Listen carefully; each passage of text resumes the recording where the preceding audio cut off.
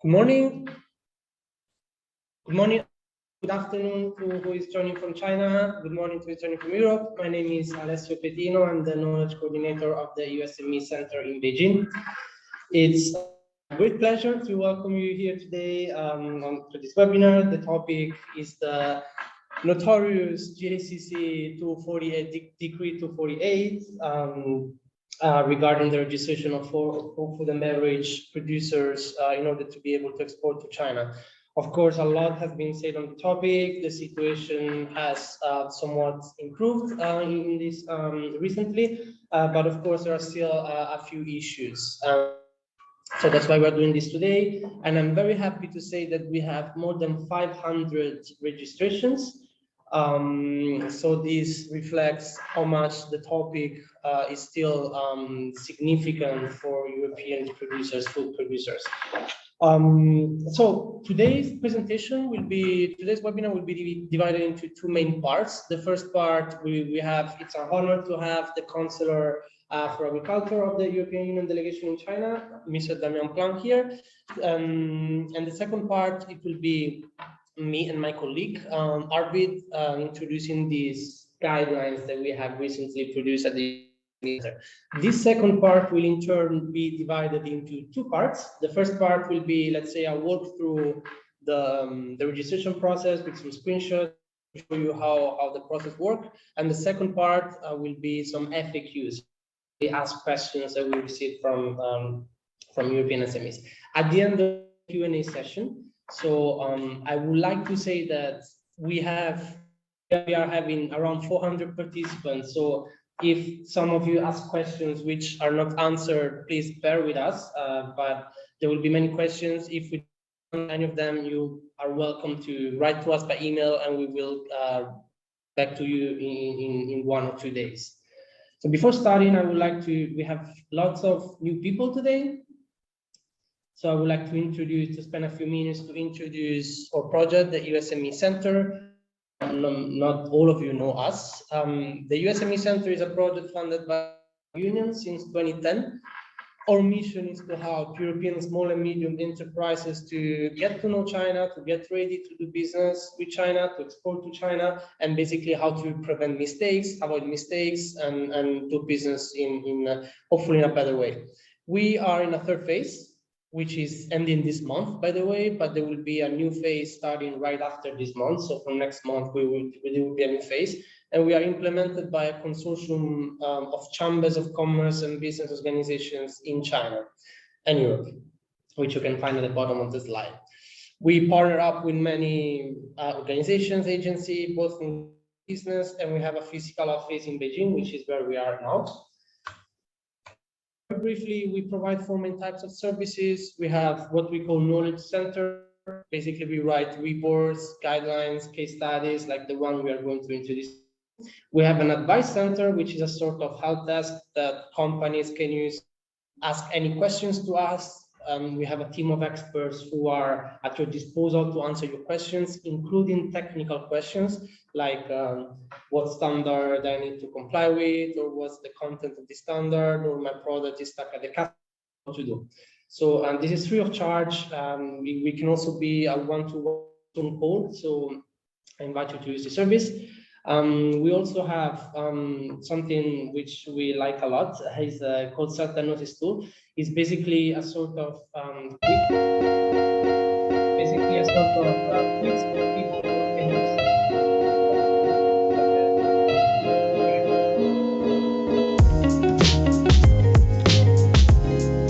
Yeah. Anyway, it's a sort of quiz. I was trying to mute it, but it's a sort of quiz that people can take in order to test their knowledge of China.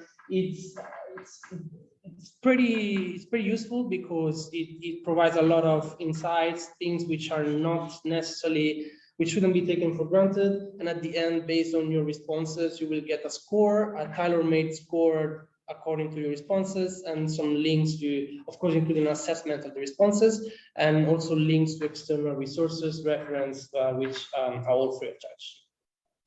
The third one is a training center, which basically training, we organize training webinars, workshops like somehow this one we're doing today. And last but not least, we have an advocacy platform. We organize some meetings, some policy meetings on major policies, or a working group meeting to discuss mostly about regulatory aspects.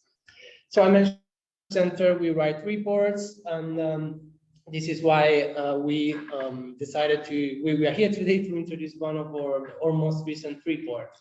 So as you all know, GACC Decree 248 was published last year, came into January this year, and at the beginning there was a lot of confusion, panic. We received a lot of questions, emails from companies about how to complete the registration. There were many problems, and now the situation has somewhat improved, but there are still quite a few issues, especially when it comes to IT. There are still many IT bugs. Right yesterday, we were approached by one company who completed the registration actually, but when the product arrived at the Chinese port in China, the port authorities didn't recognize, the system didn't show that the registration was completed. So they rejected they didn't clear the product.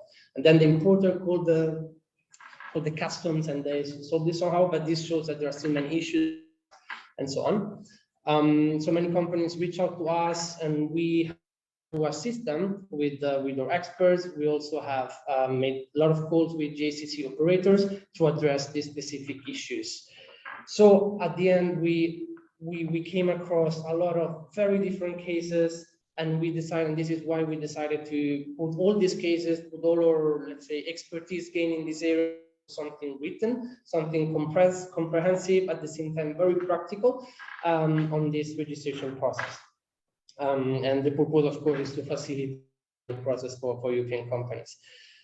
These guidelines are free, are already published on our website. This is the link. Of course, after this webinar, we will also circulate them, but you can access them through our website. The only thing is that you need to register first. Only after you registered and we approve you, you will be able to download the guidelines. This is how they look like.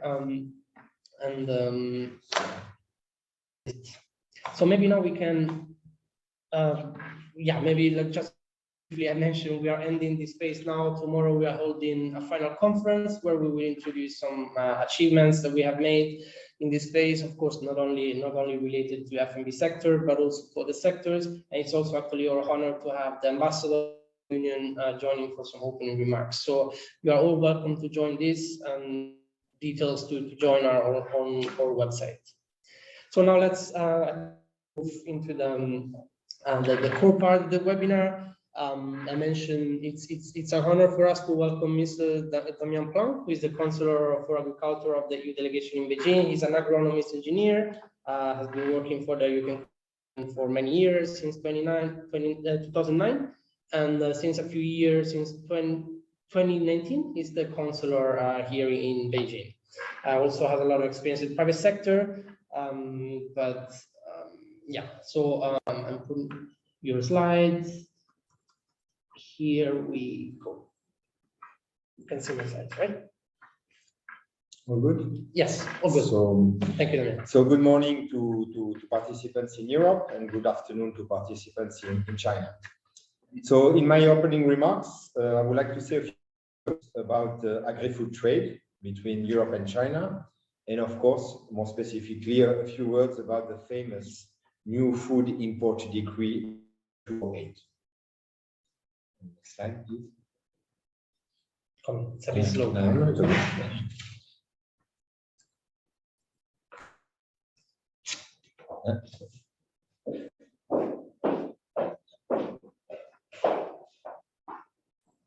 Okay, so let's start with the big picture about Europe, China agri-food trade. So on this graph, you can see the evolution of agri-food trade between Europe and China over the last 10 years.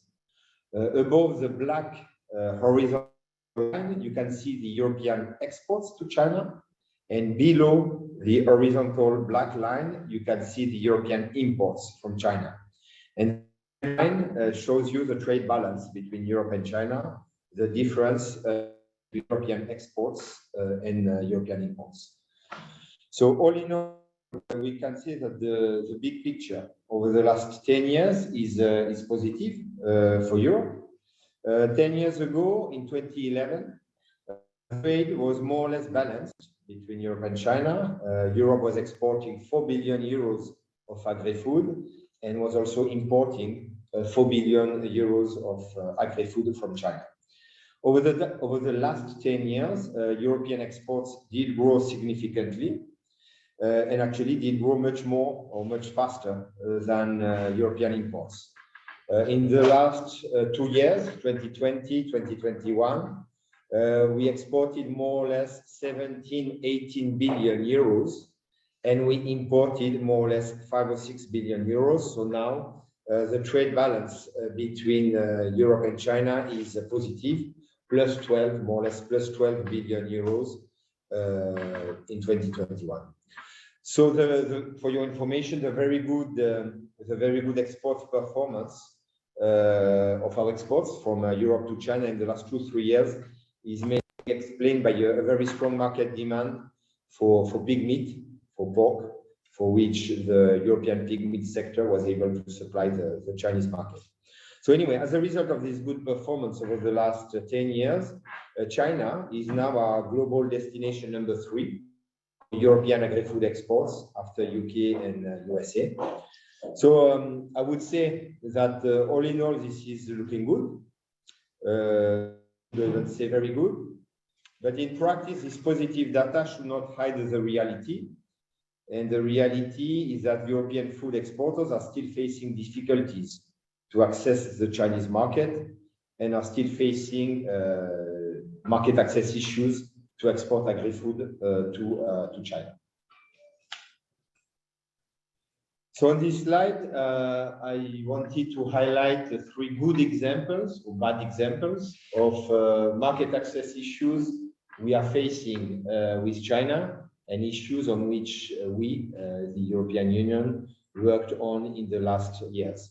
So the first of this issue is related to well, it's a long-standing issue, an old story, related to the fact that China is not following international trade standards like the ones from the World Organization for Animal Health, OIE, like for instance, the so-called zoning principle or regionalization principle. And this has a major negative impact on trade for meat products. So despite the good market demand for meat, it's still very difficult for Europe to export meat to China. Even if for pig meat we had a good performance over the last years, in practice we have only some European member states which are allowed to export pig meat to China.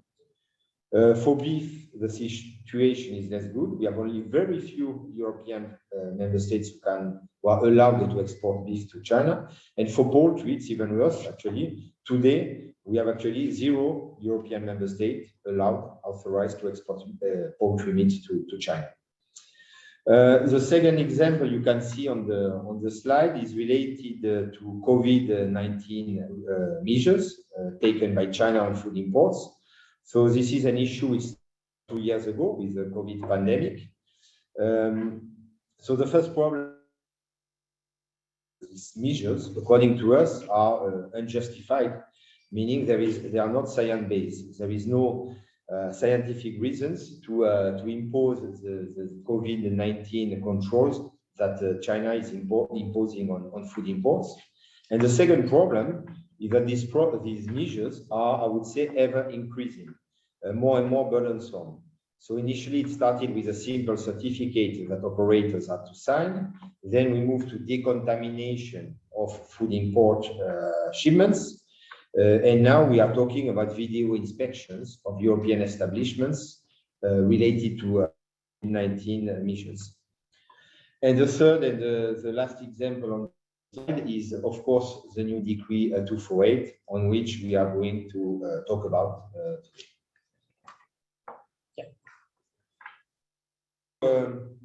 As you all know, the Decree 248 entered into force on the 1st of 2022, about 6 months ago. But the saga, the Decree 248 saga started, I would say, 1 year ago with the publication of this decree in April 2021, a decree which introduced an obligation of registration for any food exports to China or food imports into China. The first problem with this decree was a very broad scope. Suddenly, we had a very large number of sectors which were concerned by registration requirements. So it was not anymore only meat, dairy, or fishery exports, which required a registration before exports to China. Suddenly, basically, any sector, any food and drink sector, had to be registered before exporting to China. So the grain sector, the wines, the spirit sector were suddenly affected, and suddenly we had plenty of registration to obtain. Second major problem with this Decree 248 is the implementation. Published in the spring of 2021, implementation in January 2022. So a very short time to adapt, to prepare for the implementation of the decree. A very short time to obtain registration, to adapt labeling. And cherry on the cake, I would say, on top of that, we had no idea how to do it, meaning there was no guidance, or at least no clear guidance, how to implement the new decree. So we, Europe, or European Union, as a global leader in agri-food exports, we were extremely concerned about the implementation of this Decree 248, about the negative trade impact it would have, and the trade disruption it could lead to. So this has led to a long series of actions at European level, which you can read on the slide. So we started with, I would say, actions at political level with our ambassador, the European ambassador to China, Mr. Jscc. First of all, he signed together with 6 other ambassadors a joint letter to the Minister of China Customs, the Chinese Minister of GACC, Mr. Ni. Then we had a bilateral political meeting between our ambassador and a senior manager from GACC, General Bickershing, to express our concerns about the impact of Decree 248. So that was in November of last year. And then we moved to a series of, I would say, technical actions. We had actually 3 technical meetings online between Europe or European Commission, both in Beijing and in Brussels, the European member states, both in Beijing and in Brussels, and the European industry, and of course, GACC, to discuss Decree 248 implementation. And when I talk about the technical meetings, I would like to highlight these were actually very intense meeting in terms of preparation and implementation, if you want to say so. Basically, for each of these meetings, we prepared a very long list of questions to GACC. We translated these questions into Chinese. We sent them, of course, to GACC before the meeting, and then we discussed together with GACC these questions in length, I would say. More or less, each meeting was taking place was taking 3 hours long, with the objective, of course, to get answers from GACC during the online meeting and afterwards in written format. And we did achieve it 3 times, on the 11th of November, on the 21st of December, and on the 3rd of March. And now we are in phase 4 of this technical meeting. Recently, 2 weeks ago, on the 23rd of May, we sent a new list of pending questions, the 4th one, asking for a 4th reply from GACC, either in writing or through an online meeting. So that's what we did over the last month with Decree 248. Maybe to better illustrate these actions, a few more details, I would say, about the type of questions we did raise with GACC. So, of course, most of the questions were related to the registration process, how to get the registrations we needed before being allowed to export to China. So, as you know, there are two registration pathway, the authority registration pathway and the self-company registration pathway in Decree 248. So we wanted to clarify the process for these 2 pathways. We wanted to know how it would work for the all product categories that were requiring registration in the past, but also for all the new product categories which suddenly were affected by these registration requirements. We were concerned about missing registrations, meaning registrations that we asked for and that were not granted. And we are also concerned about registrations that have been granted, but which will need to be renewed in the near future. And then there were a series of other issues that you can read about on the screen, related, for instance, to the product categories affected by the Decree 248, which products were or which HS code were corresponding to which product category. Many practical questions about labeling, how to adapt the labeling in line with Decree 248. You could say IT or technical questions about the IT systems, how it was working, or actually sometimes not working. And last but not least, a lot of questions related to translation, because many of the guidance documents produced by Jscc were available only in Chinese, which was, of course, not always useful for foreign exporters like the European exporters. So now the question is, what did it change? That's what we did, but what did it change? Was it worth the effort? So in one word, I would say yes, it was worth. I would say we managed to control damage. In all, there was no major trade the 1st of January 2022. I'm not saying that there was no trade disruption, but at least no major trade disruption. So the disaster fearing 6 months ago didn't take place. However, the fact that we avoided disaster doesn't mean that there are no problems. And actually, there are many issues which are still pending. So, for instance, you can again read it on the screen. We still have missing registrations, meaning registrations which were not granted. Sometimes we got a registration, but the wrong registration with a mistake for the products, for the name of the company, for the address of the company. And this can be a problem in terms of customs clearance when reaching China. So this granted registration needs to be corrected if there is a mistake. We are still facing issues related to the guidance produced by GACC.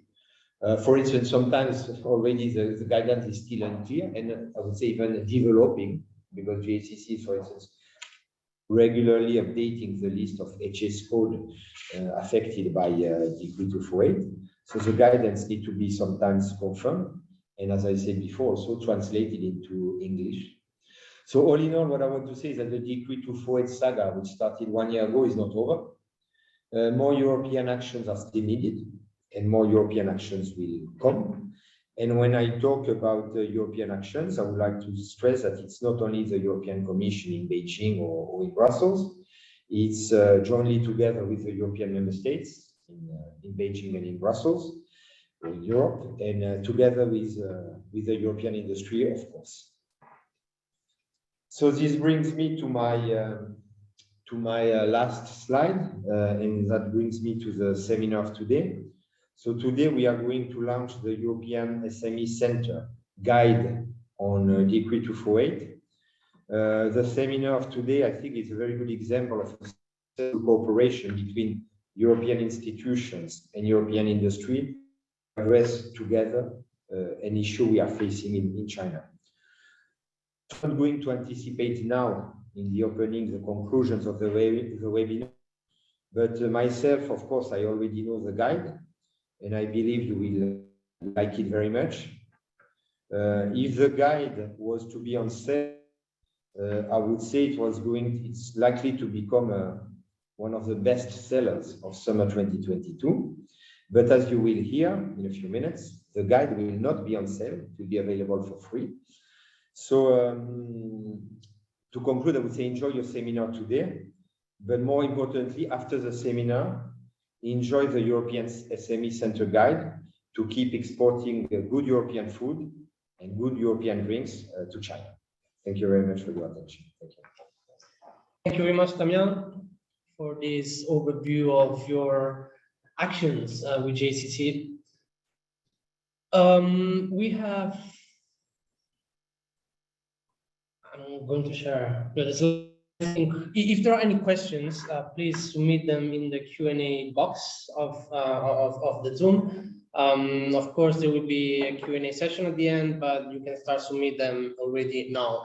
A reminder, we're going to send slides by email to all of you after this webinar. We are also recording this webinar and we are going to upload it on our YouTube channel. We have the SME Centre has a YouTube channel where we upload all the recordings of previous webinars, including on other aspects of the F&B sector. So of course, you're welcome to take a look.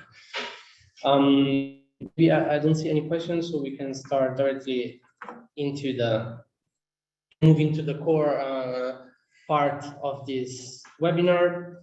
It's pleasure to introduce my colleague, Mr. Arvid Tilner. Can you see the slides? Yes. Arvid Tilner is a project assistant with us at the EU SME Centre. He has been in China for a few years already, and he has been the main author of this guideline.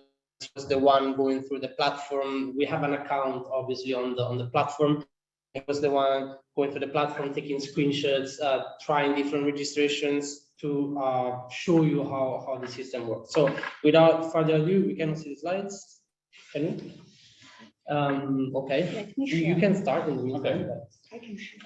Thanks, Alessio, for the introduction, and thanks, Damien, for this in the right context. Today I would like to give you an overview of the latest guideline we have issued. As in the implementation of GACC Decree 248, this caused a lot of uncertainty, as Damien explained in detail. And this resulted in a massive increase in assistance for affected SMEs in the food and beverage sector. So we received many questions, as Alessio already mentioned, and therefore my colleague and we have created a dedicated practical on how to do the registration process, just to give you some certain assurance in some cases. So this, I can go to the next one. So the structure of the guideline is, you can see here, and this is also a structure my colleague and I will follow today. So on the one hand, we are handing a step-by-step guide on how to operate within the system given by Jscc. So this is basically my part that I'm going to focus on, and just how to conduct the registration process with the platform.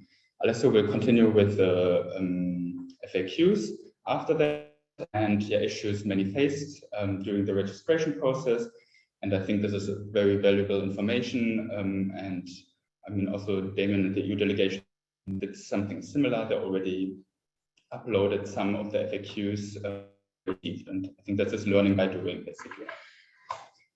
You can see a guideline. So we saw that China's food safety governance has been significantly strengthened over the past years. A key element is outlined by the food safety law.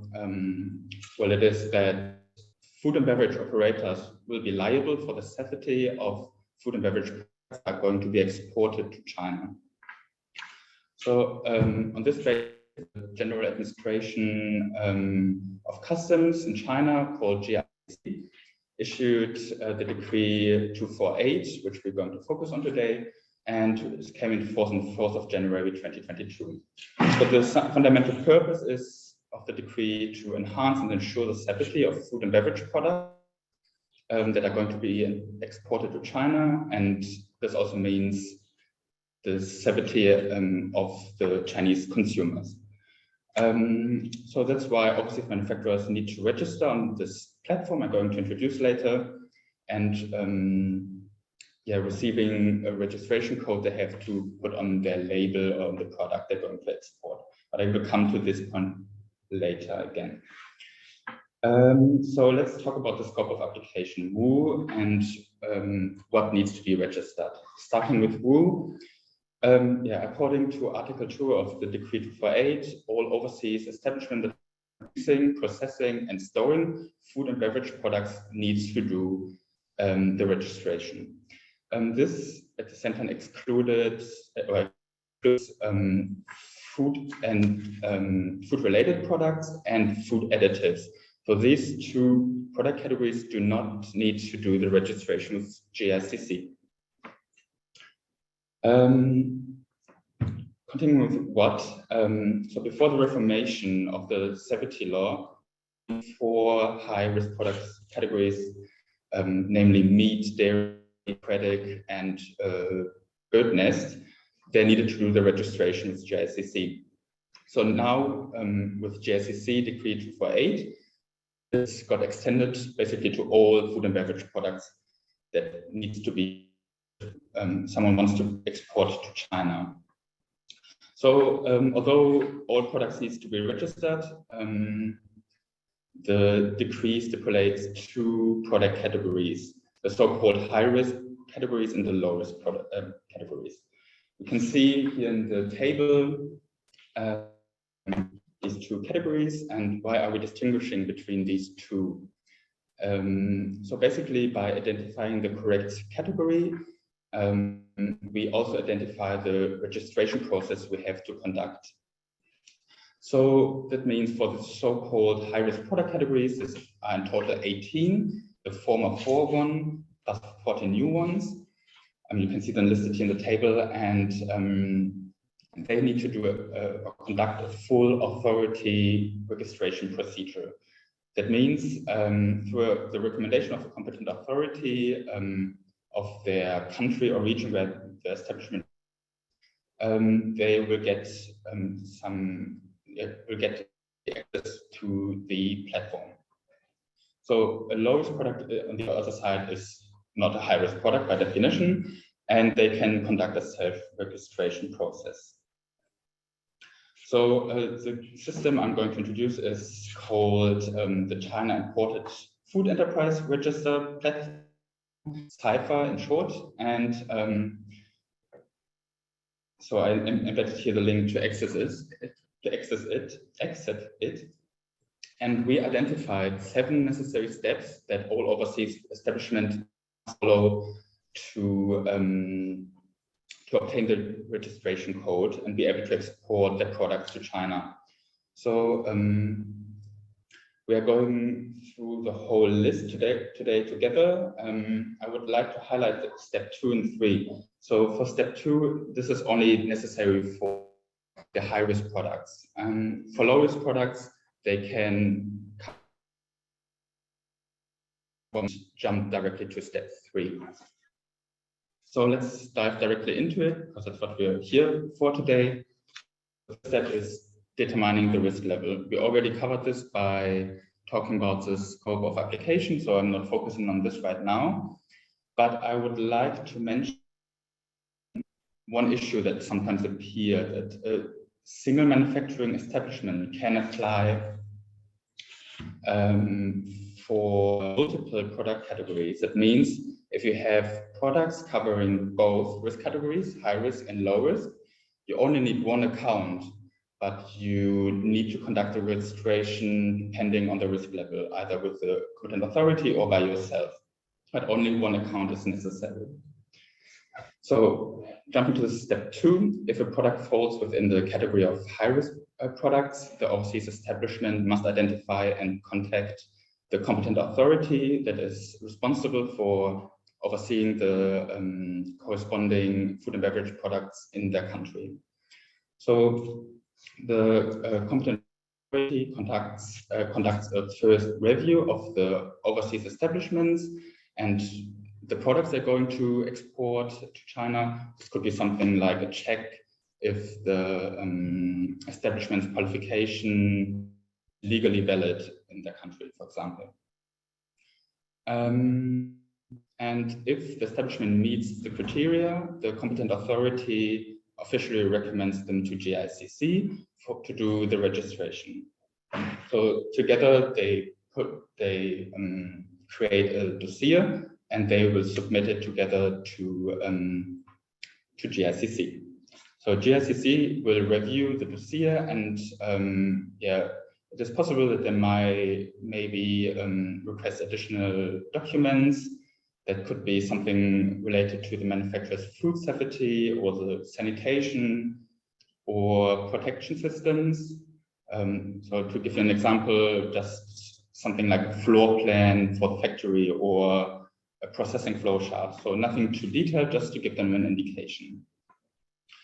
So once Jscc has approved the dossier, the competent authority receives an account and a password that that allows the establishment to log in into the Cypher system. So, I mean, we already talked about the competent authorities, and they vary between the different in each EU member state, and that's why my colleague and I have created a list of all competent authority of EU member states in our guideline. And yeah, so here's, for example, just an example how this looks in our report and who you have to contact to do the first steps. So if we are an overseas establishment of low-risk products, we can conduct the registration process ourselves, and therefore we create an account on the Cypher system. Basically, just select the English language that is highlighted here in the picture, and then create an account which is also highlighted. So for the high-risk product, they can just simply use the login information they got in the step before and log in here on the website. Maybe an issue that also sometimes was asked is that one account must be created for each individual establishment. That means if there's a mother company and a subsidiary, and they both do the manufacturing process, and they're both exporting, even though they're exporting together, but they're both exporting to China, they need to do the registration. Each of them needs to do the registration.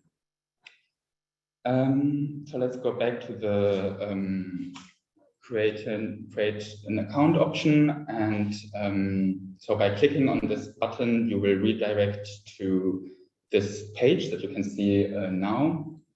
And you have to fill in some basic information about, yeah, just the user account. This is something like the password, the username, the workplace or contact person. And something I would like to highlight is the located country region register number.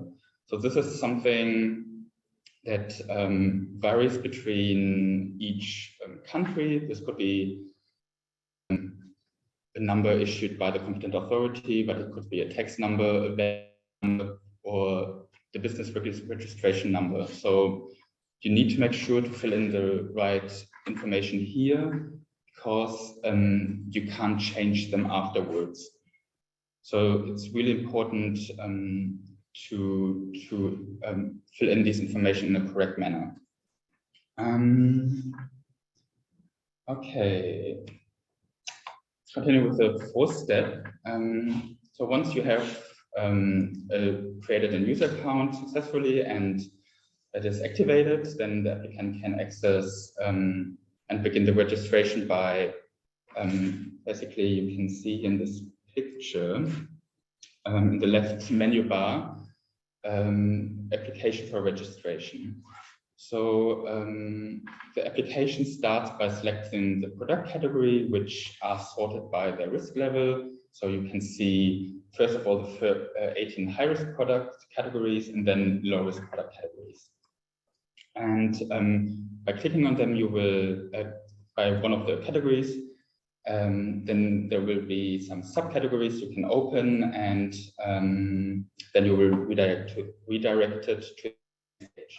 So here's an example. You can see the low-risk product category beverages, and then can, for example, select the first subcategory, wine.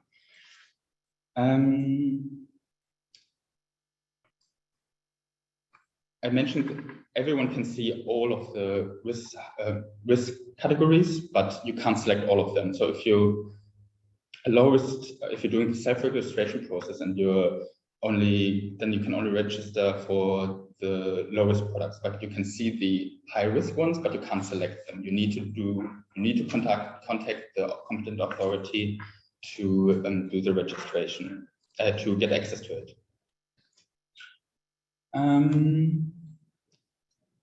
So once the subcategory is selected, 4 sections of information will be needed to be filled.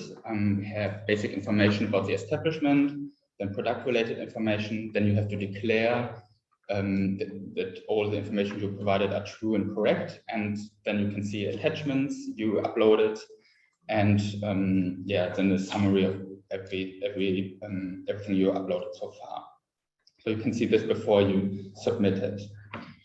And you can also, here's a picture, and you can also see in which section you are by following the outline on the top of the page, which is highlighted in the red circle here.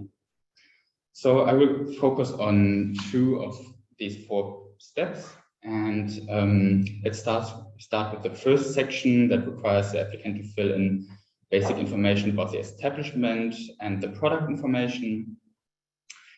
The Cypher system will automatically fill some of these information that you already provided during the account registration, but the rest you need to upload or fill in yourself.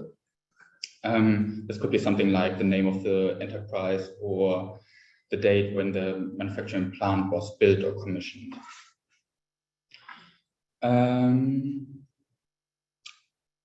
So one of the fields to be filled is dedicated to the product registration, and this is a mandatory field. And under each subcategory, the applicant must include or should include all of the products exported to China. Why is that? So once you submit the application, then it is in a reviewing process, and you can't add anything. You can't change or modify. You can't add any new products. So because the reviewing process takes some time, it's recommended to already fill in all the products you are thinking to export for each subcategory, even though you're not sure yet, but it helps just to get the processes started. So continuing with the product registration, firstly, the applicant must choose the role the production process is, the role in the production process. That means if it's a production, is it a processing process, or are they doing storage? So we had also quite often questions about that. And for example, if you're having different fields, then if the establishments, we usually say if the establishment completes the majority of the processing and finish the product, then it will be considered as production, for example. And then you can see below a field that you have to fill with the HS code and Jscc code of the product. In many cases, one HS code leads to 2 or more Jscc codes. And so that means that you need to find the correct one by, for example, talking to the Chinese importer of the product, because otherwise the product can't be declared.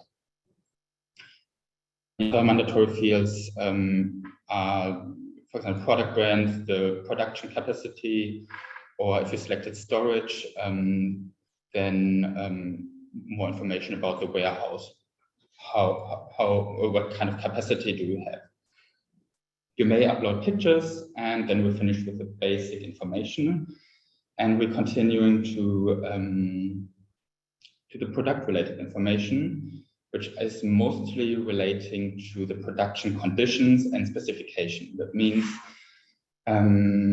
information about the raw materials or ingredients, maybe it's not necessary. And on the other hand, information about the supplier of the raw materials and other actors involved in the production process. So this is also something where we got a lot of questions about, and my colleague Alessio will talk about this also later in his presentation when we're talking about the FAQs we received. And yeah, other parts in this section relate to the description of the production and processing techniques used for the product. And this is something also a lot of people are concerned about, because no one wants to give sensitive information. It's really basic information. You need to upload something like it's a hot and cold treatment, or maybe a time. You can also upload a processing chart or something. So you don't need to be too much into detail. So once the application for registration is submitted, we are simply waiting for the approval. And when we're submitting it, if you're a high-risk product, you will send it automatically first to the competent authority. They will check and check if you filled in everything correctly, and maybe come back and ask for more information, for example. And for low-risk product, it will get directly sent to Jscc. You can also check the status of your application in the menu bar. And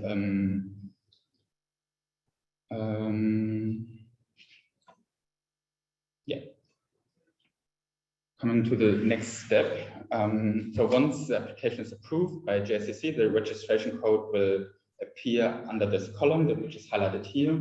So this is a dedicated register published on the Cypher system for all approved establishments. And this is public available and just showing some basic information. So at this stage, you can actually also already start with the exporting process because you have this number.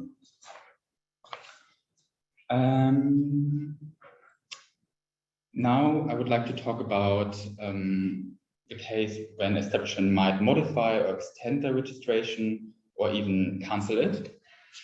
So starting with modification, the modification option is used to add new products to the data pool or change some information that are necessary. It must be noted that they need to use the same method as for the modification as for the registration.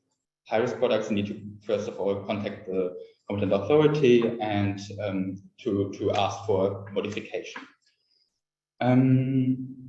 So there are also some scenarios where the modification is not possible, but a new registration needs to be conducted. So, for example, if you change the address or the country, the registration number, you can't do that. If these information change, you need to do a full new registration. And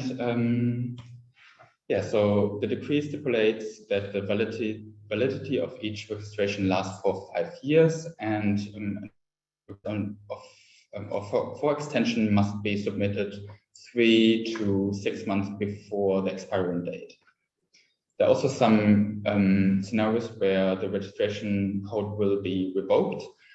Even after the approval, there's a full list in the report, but this could be something if there's severe food safety issues in the country, and then they're just stopping the export and revoking the code.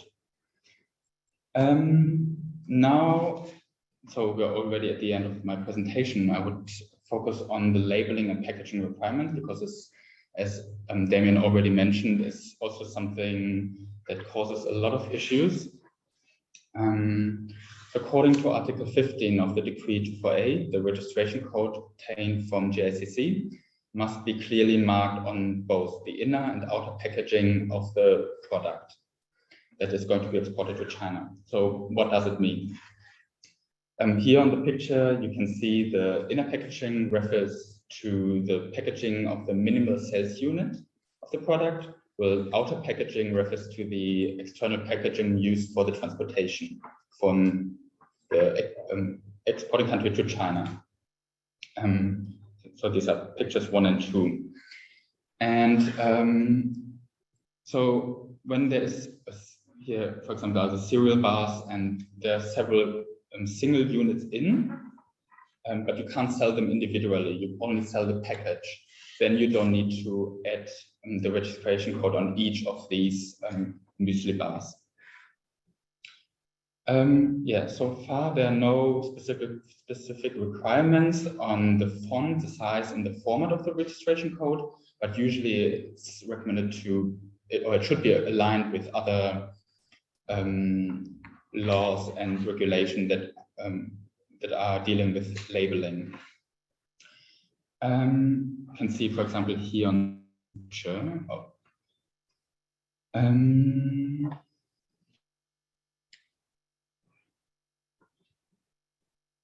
Yeah, so as I said, they also need to be conformed with other regulation and labeling requirements, and we listed all of them in the report. I'm not going to focus on this right now because yeah, it's sometimes easier just to read it and see what are the requirements. And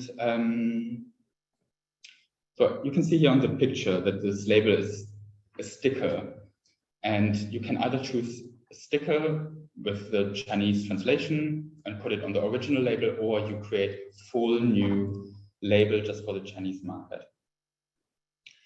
But there are some exceptions. This is stipulated in the Decree 249. This is a decree that was released at the same time as 248, and so these high-risk products, fresh and frozen meat products, aquatic products, and health food and food for special dietary purposes.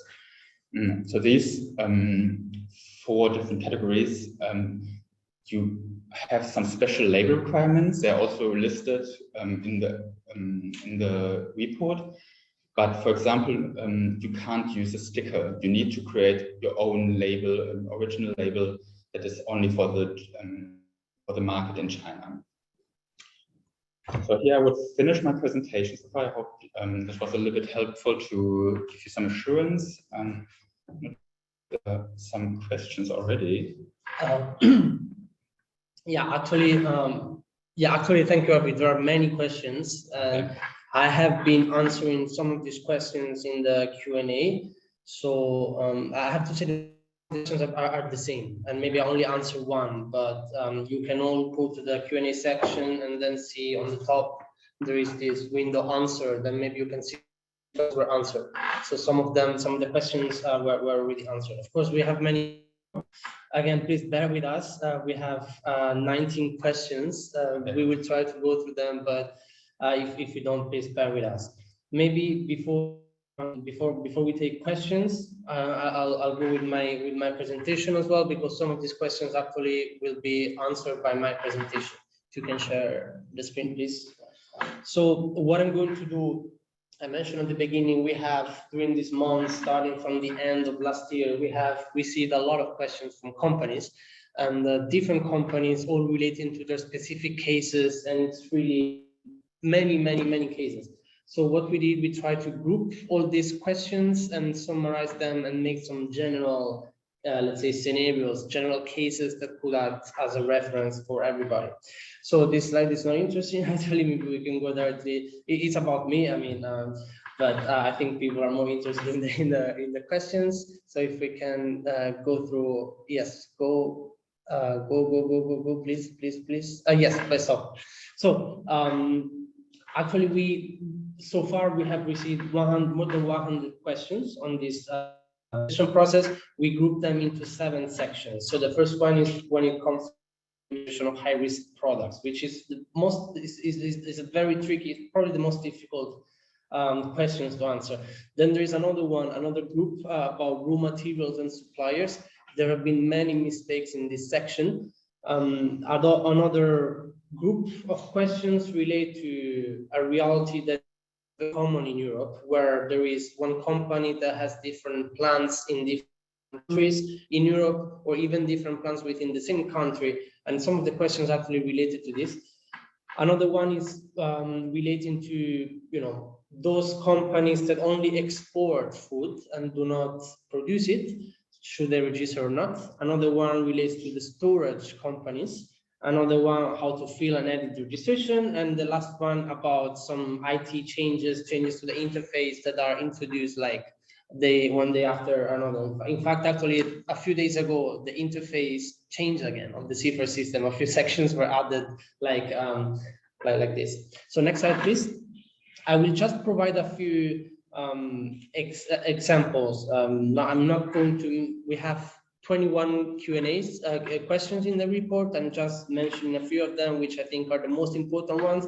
But of course, there are more of them in the report. I would also like to say that these FAQs are, let's say, a practical interpretation of this 8.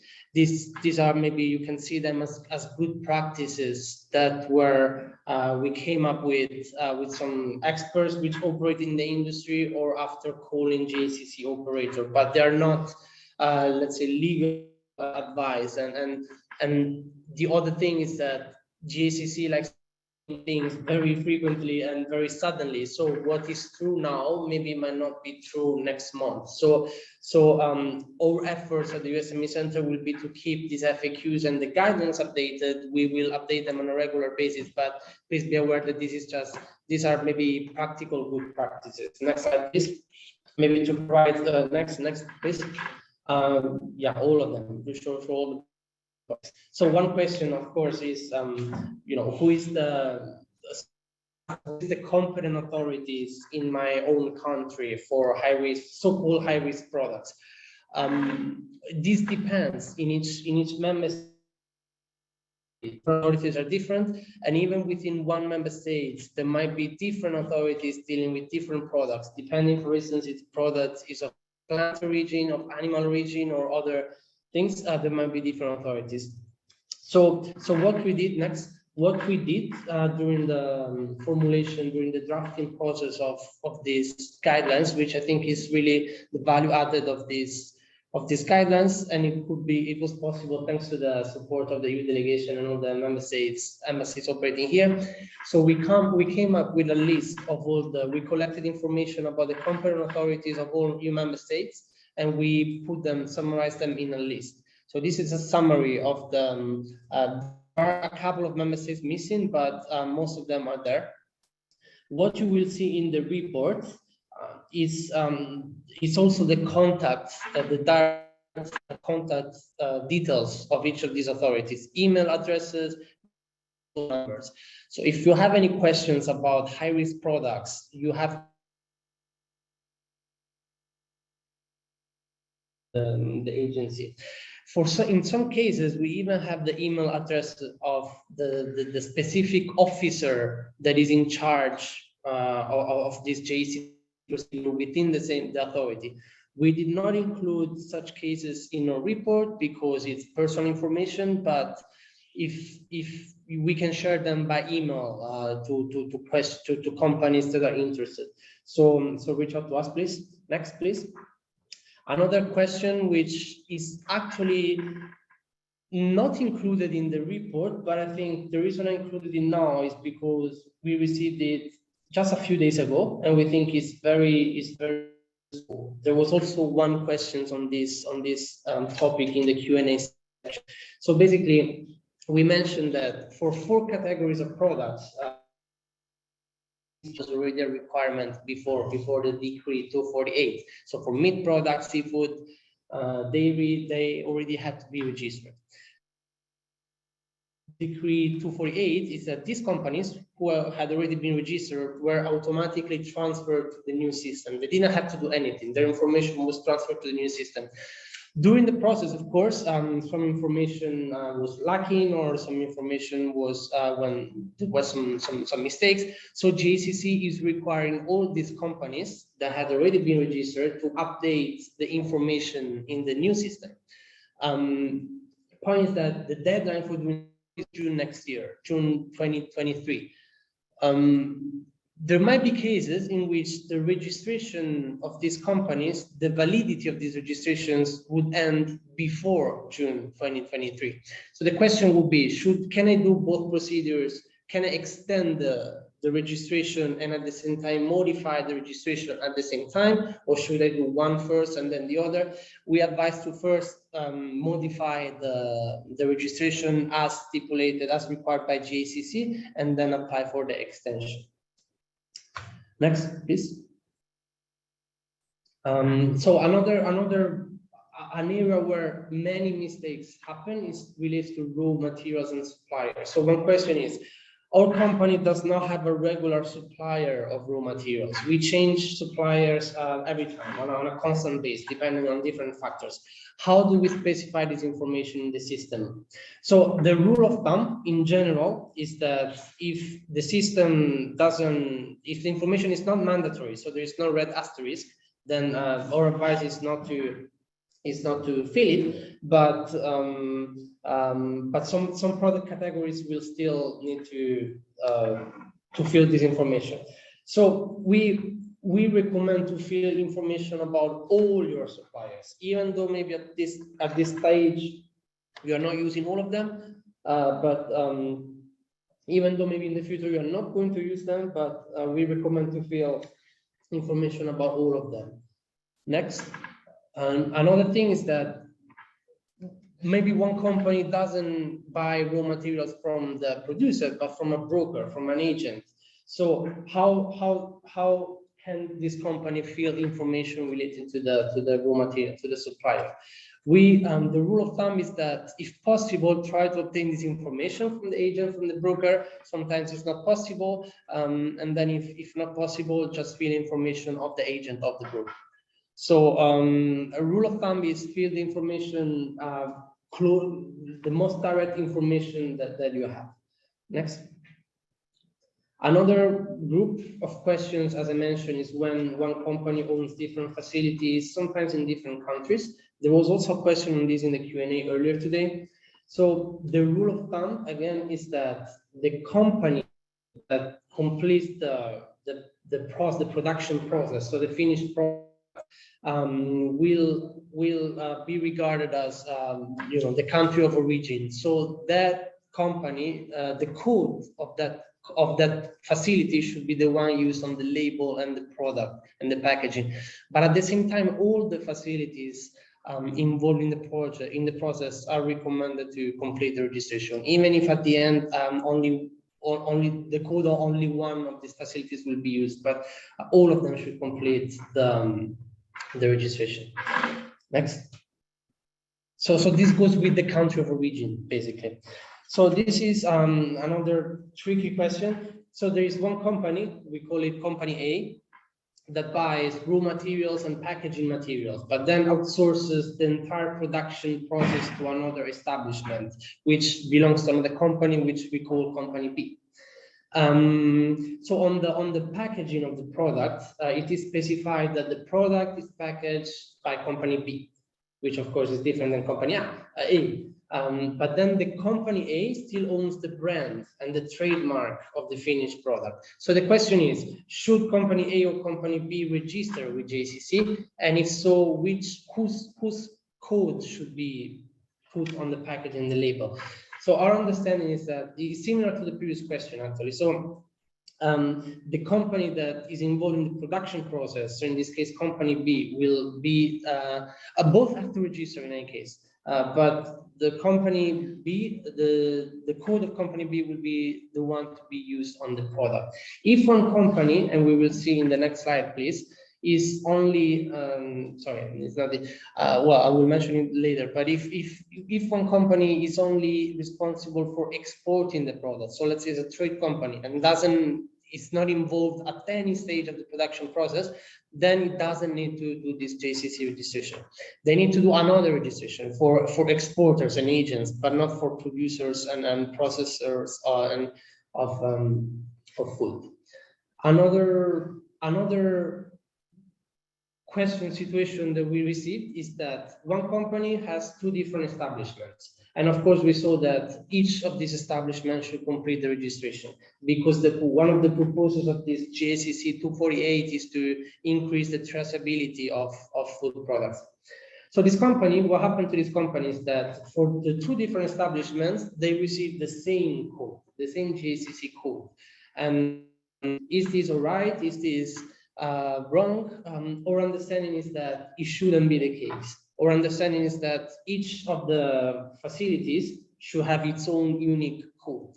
And in this case, probably it was a system bug or something. I think we will need to follow up with this company to see how it ended. But situations like this could happen. And our understanding is that it shouldn't happen. Each establishment should have its unique code. Next, please. Yes, I mentioned this earlier. So if you only export a product, you don't need to do this registration of GACC. You will still need to register somewhere else on another system, which, by the way, you can find it here in the second bullet point. I think we also have one screenshot in the next slide. Please. Yes, so this is still the single window system of GACC, and it's also, there's also an English interface, but you know, if you have some Chinese speaking resources, it's always better. This is basically where you have to go in the system to do this registration, but it's just maybe a filing. It's not really something that needs to be approved. It's just basically you have to submit your information and that's it. Next slide, please. But also exporters need to do it. And this was also required before GACC Decree 248, by the way. In fact, this other question relates to, actually before 248, the Decree 248, these exporting companies still were required to register, but there was another system. It was this IRE customs system, which now doesn't exist anymore, and was integrated into this single window platform. But if you were already registered on this old system, in theory, your registration is still valid. And you can, if you're in doubt, you can check it out. You can go to the new system for exporters and check if your company is there. You can submit the name of the company and then check if it's there. Next, please. So storage enterprise was also asked in the Q&A section.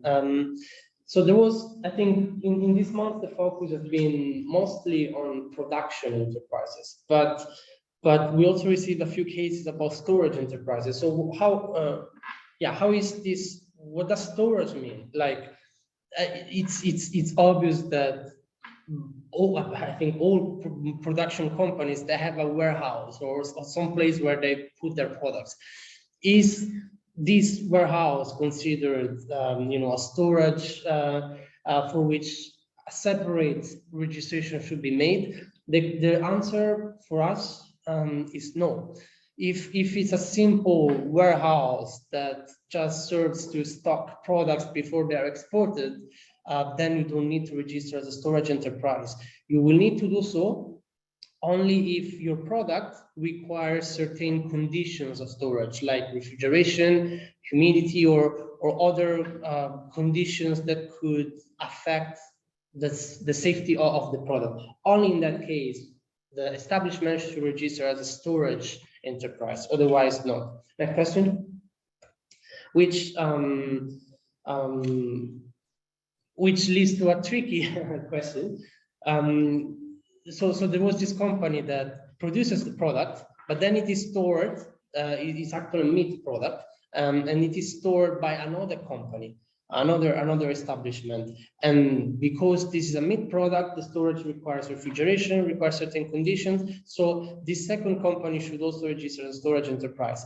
The question then was, on the product to be exported to China, the labeling and the packaging should include both of the production company and of the storage company, or only one? And if only one? So this was very difficult to find an answer to this question, but we understand, we recommend that, of course, both should register, both the production and the storage should register, but at least for the time being, until there are some clear instructions by GACC, then maybe just to use one single code of the production enterprise, not the storage enterprise, because we are concerned that if one product with two codes arrive in a Chinese port, even the officers there might be confused from that. So we suggest to use only the, but of course the storage one should also register, so that if the customs during the customs clearance process, they ask you for this code, you can still provide it.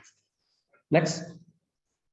Yes, we mentioned one question on this in the Q&A.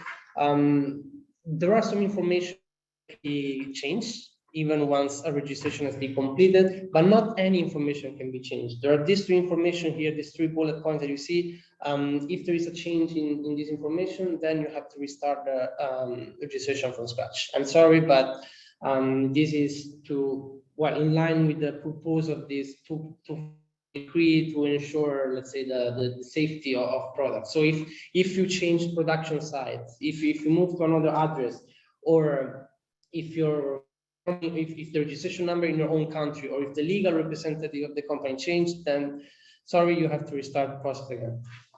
But all the other information, like even the name of the company, if you can add it without any problem.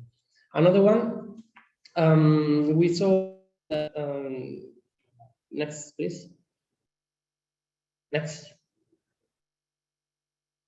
So there was this. There was also another question, which I'm answering now. If you can add different all your products within the same category to one registration. So, for instance, if you have wine, you only need to make one registration for wine. But then within the same registration, you should specify the specific wine products that you have.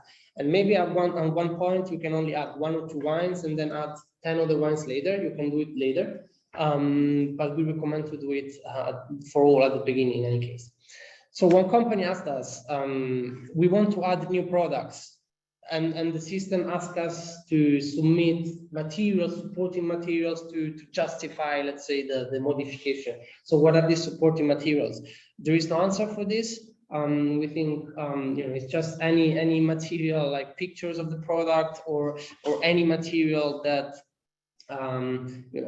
describes the product. This was a tricky question, but next, please. So there was this is also something very tough to deal with. This company complained that they had more than 30 products within one registration of one category. They completed the registration for all of them, and is that at some point in March, all these products disappeared or at least some of them disappeared, and from 30 products that there were only 10 or 12 or no. So was this normal? The company was concerned that this was a problem, would affect their exports. We understand that in March and April, GACC started to do like a merging, like a reorganization of all the registrations done, because apparently it was a bit messy. So some products were merged into others, and so on. But if you had successfully registered this product, then we think you should not worry about this. In any case, you can check. You can also call GACC. You can also ask us, and maybe we can help you with the GACC operators, or you can check yourself from the Cypher system. Next, and I think is the last one. There was at some point, I think a couple of months ago, a new section in the system appeared called account certification. What does it mean? So basically, this account certification is something that, at least at this stage, only companies of so-called high-risk products should be concerned about. And basically, they have to coordinate with their own competent authorities. Basically, we submit some information in the system, and the competent authorities need to accept. But if at this stage, at least, if you are a low-risk product, then you can ignore this section. Next, please. Yeah, please, all bullet points. So I'm ending the presentation now, so we have some time for questions. I would like to say that we are here to answer questions to see your specific cases. Of course, each company has its own unique case. We would be happy to hear from you. We will not be able to answer all the questions today that we are receiving because there are already 30. But you can write to us. If you have some Chinese-speaking resources, actually GACC also has a dedicated hotline. The number is here. You can call it only from China, but they are very quick in responding. Sometimes you need to make 4 or 5 calls, but they at least every time they respond. There is also a functional mailbox from GACC, which was shared to us by the mail, and we can, if there are questions, you can also use this functional mailbox, ask questions to GACC directly. We did not include in the report, but if you need it, you can ask us and we will share it to you. And then, as Damian at the beginning mentioned, we maintain communication dialogue between the institutions and us. There is this list of questions on which the EU delegation is waiting answer from GACC. Once the answer is received, we will also integrate some of these questions into our guidelines. So at the end, these guidelines are going to be an ongoing process. There will be new edition, new versions in the next months.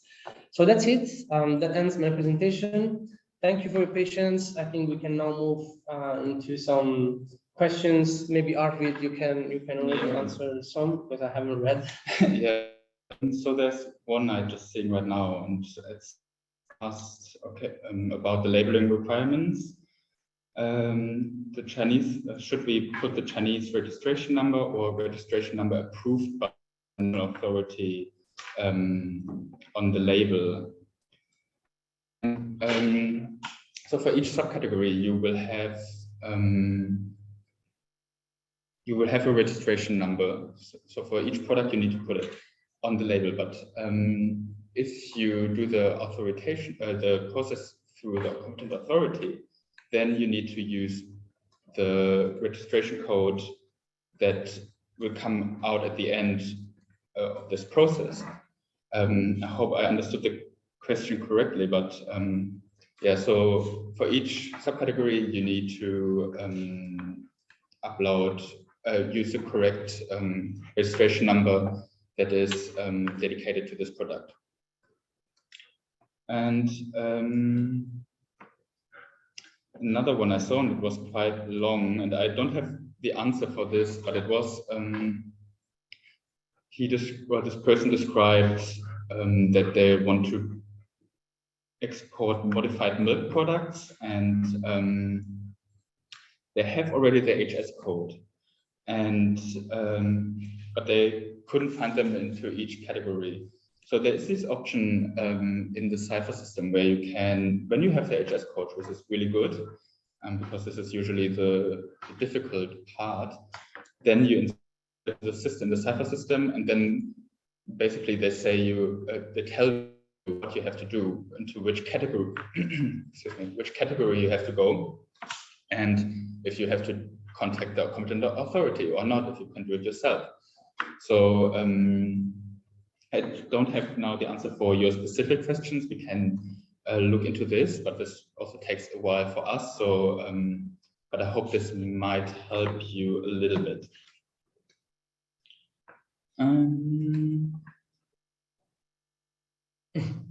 The common authority of our EU member state has not answered a single of the name of the European member state.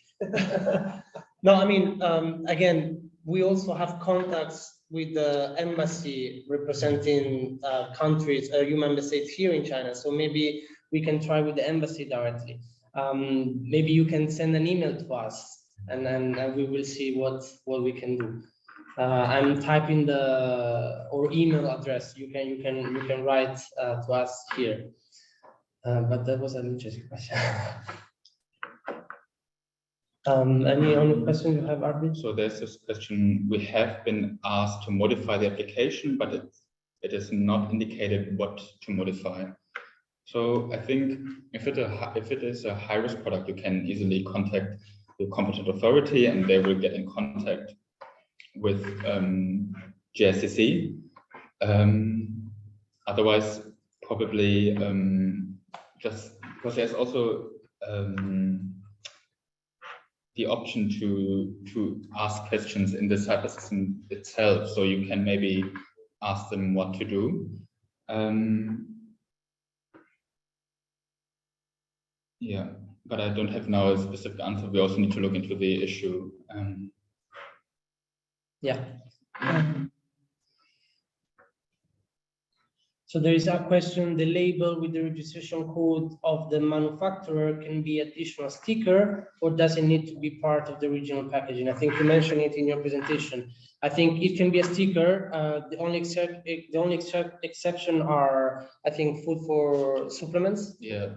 So you need to have a full label for meat products, for aquatic products, and health food. Health food, yes. Yeah. In this case, you have the packaging. It must be printed. It cannot be sticked on the product.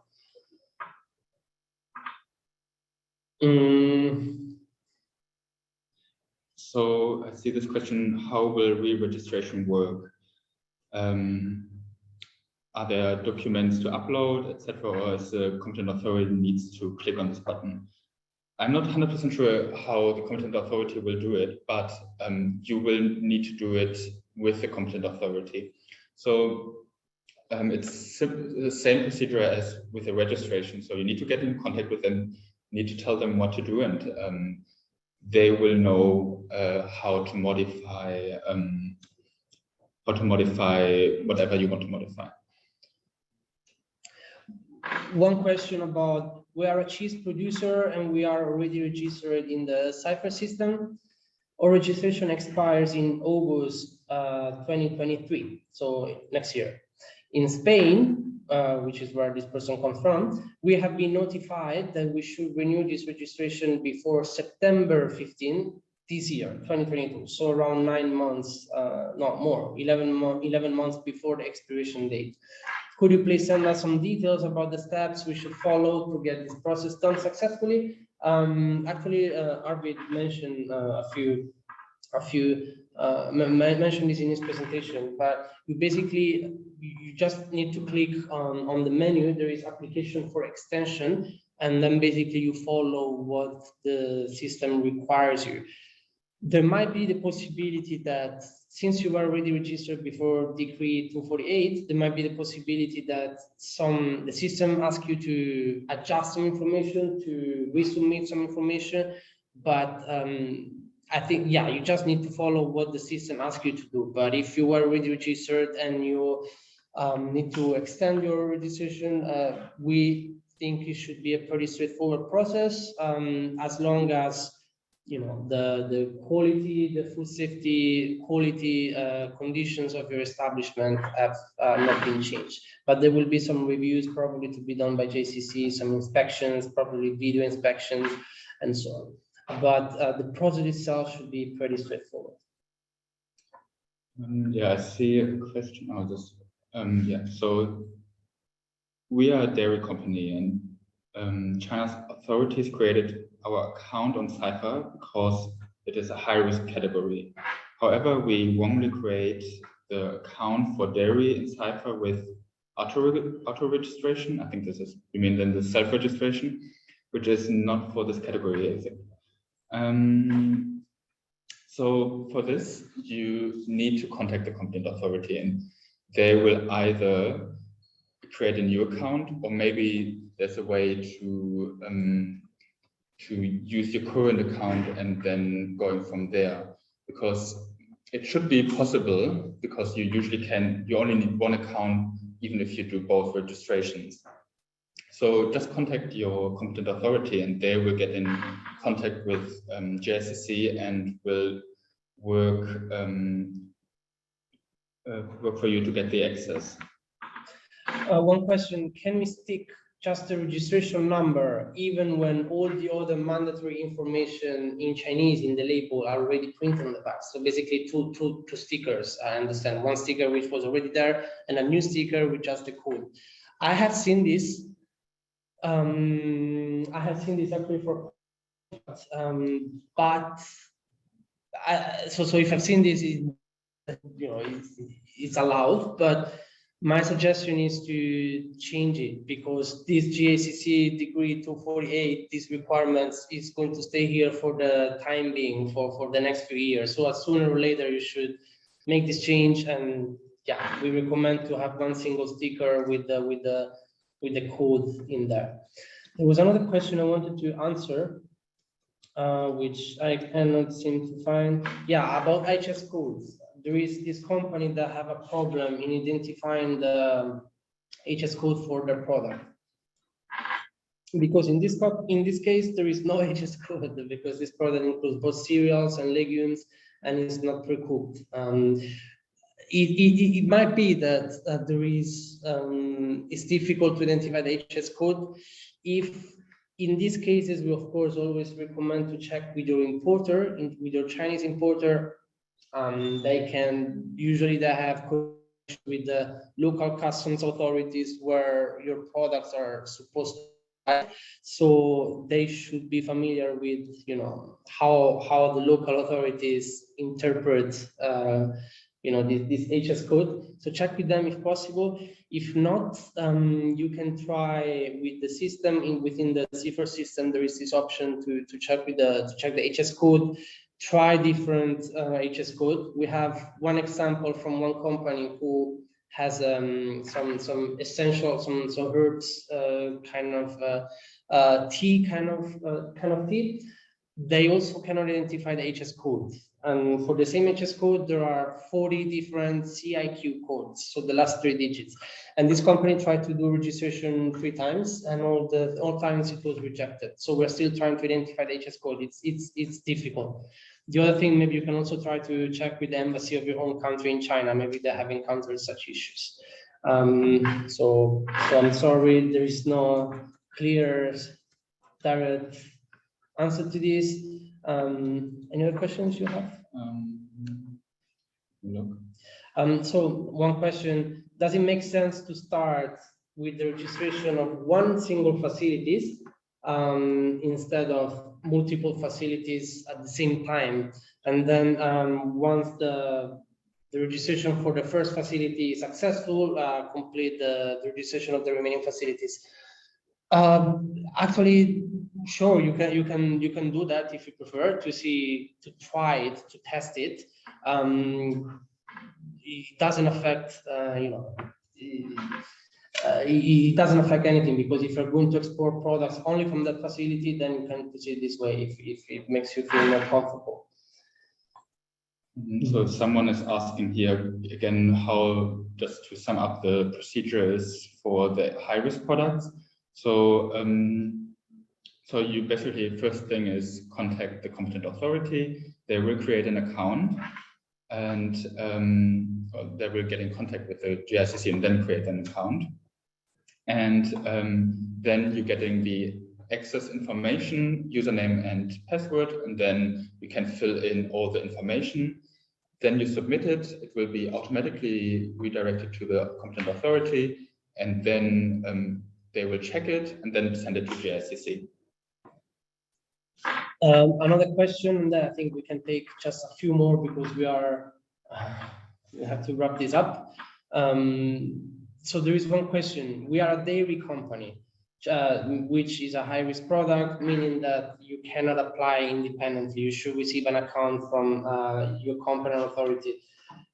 This company wrongly created an account on their own for dairy products, even if it's not supposed to be the case.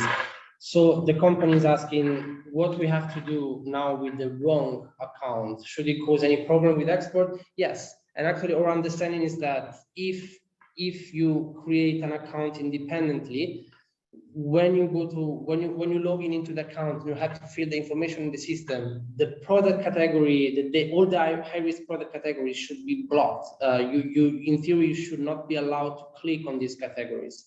So our understanding is that we also tried with our own account. We also have a low-risk account because we can get one for high risk. But and in our account, all the high-risk categories are blocked. You cannot click on them. You can only click on low-risk ones. So you cannot complete the registration. So yeah, coordinate with your competent authority. There is a question about the raw materials from a non-European country, India in this case, which should be the country of origin, even though the product is then finished in Germany, in country. This is not easy. This is tough. Maybe I will answer to this in detail by email in the tomorrow or maybe next Monday, because this deserves some detailed analysis. I know I have your email. I will send an email to the address that you used during the registration. Maybe we take another question and then we. So there's one kind of registration added with a sticker by the distributor when the goods arrive to China. Understanding is yes, you can, So before the declaration, it just needs to be attached.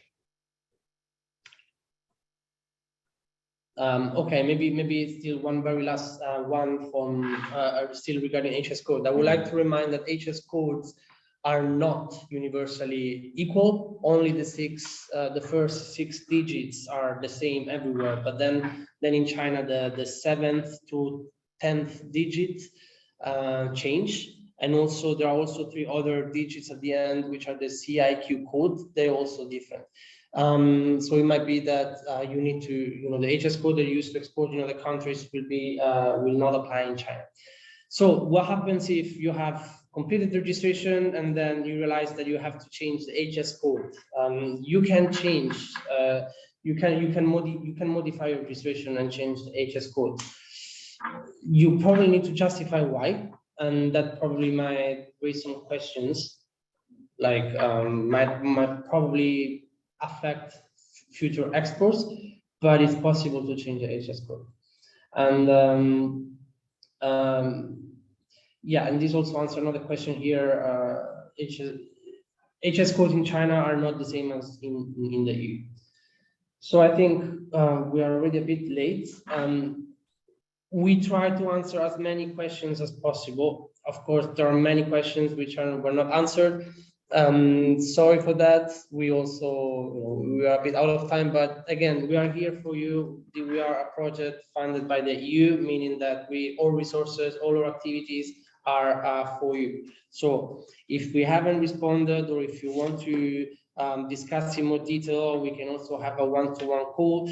Write to us. I'm going to write our email address in the chat, but write to us or go to our website. You will find ways there to contact us. LinkedIn, please reach out to us, and then we will maybe examine your case in more detail.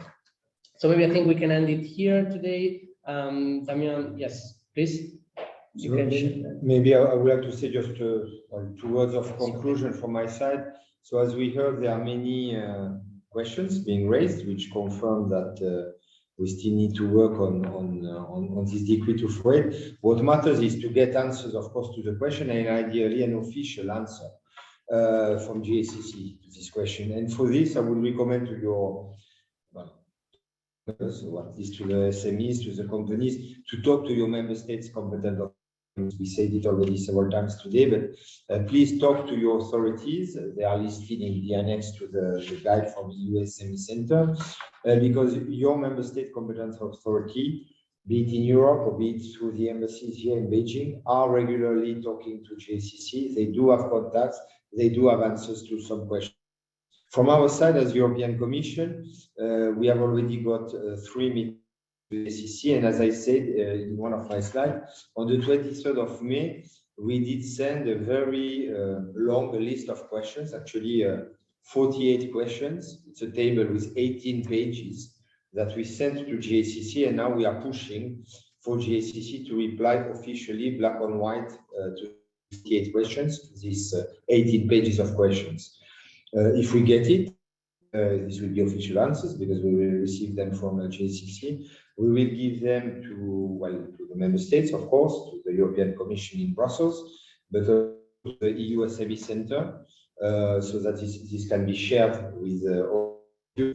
And the very final word I wanted to say that is to Alessio already said. Today we have presented the first version of the guide, but in the days, weeks to come, maybe there are some small mistakes, maybe there are many things missing. So there will be updated versions of the guide in the weeks to come. And we, as the European Commission, together with the European SME Centre, we will try to keep updating, but also keep improving the guide so that it helps most of you to keep exporting to China. Thank you, Damian. And very last point, we have a QR code here. This directs to a very short survey question that we have. We will really appreciate if you could take 1 or 2 minutes of your time to fill this. And also, this is also an occasion to hear, other possible ideas for other events in the future. So again, we will send the slides by email to you. We will try to answer the emails, your questions by email. We will also upload the recording of this webinar on our YouTube channel. But if you don't, for some reason, just write to us. And that's it. If you're in Beijing, you are also very welcome to visit us, by the way. So that's it. Thank you, everybody, for your participation.